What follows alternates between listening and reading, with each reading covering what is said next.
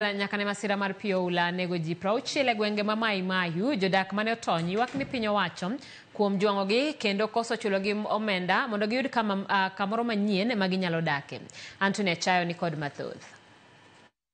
Mae kaka weche chalo e gwenge mag Mai Mahiu, jodolo kanyakla gi jodak makono oromo kama ne masira mar pio ula otimore tarik 29 dwe mar Ang'wen higa achiel mokalo.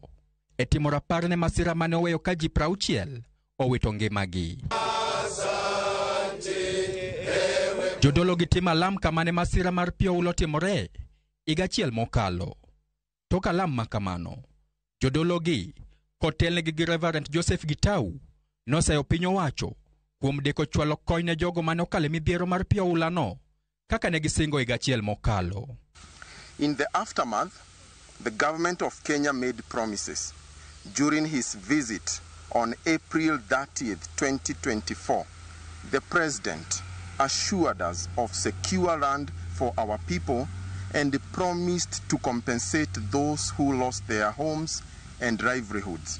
It was also promised that the government experts would be dispatched to access the flood pathways and determine whether our community could settle in those areas again. However, 1 year on, we see no tangible action. Reverend Gitau, ginyawadgi John Njoroge, nolero moko kuom pek ma jogo manokale masira makamano. Kanyakla gi anyuolagi osabedo kakale, kagiyango ni jogo sabedo kakale chandroge mathoth, moting'o koda katungni mag paro, bang' ka singo mane omigi gore Luanda.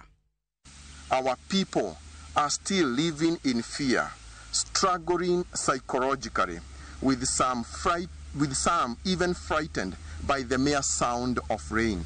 The trauma inflicted by this disaster lands deep. We have had to look for professional counseling for many of them. There's quite a number of people in this community who are suicidal right now.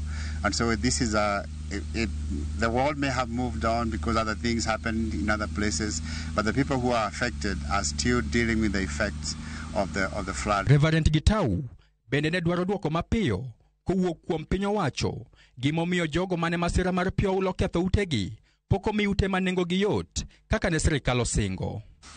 Why have you failed to honor the pledge of Kenya shillings 300 million promised on May 9th, 2024 through the Ministry of Housing for the rebuilding of new houses for our people?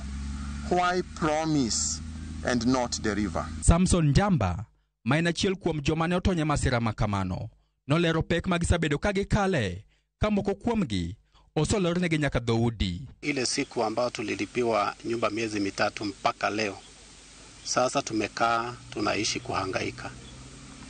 Na baadhi ya wenzangu wengi hawaishi katika zile nyumba ambazo walikuwa wamekodishiwa. Ni kwa sababu baadhi yetu hatukuachiwa hata biashara. Kila kitu ni kama kilibaki, hakuna kitu inaendelea. Huko chakula, maji ilipewa yote. Sasa hatuna kitu. Na serikali ilikuja ikatuambia atatusaidia. Hatuoni. Sasa bado tuko na tabu tu. Hata baada ya kulala nyumba ilipomolewa, hatuna ni kutafuta mali unapewa pa kulala. Tuna tabu kubwa kama serikali inaweza kutusikiza. Anthony Achayo, Ramogi TV.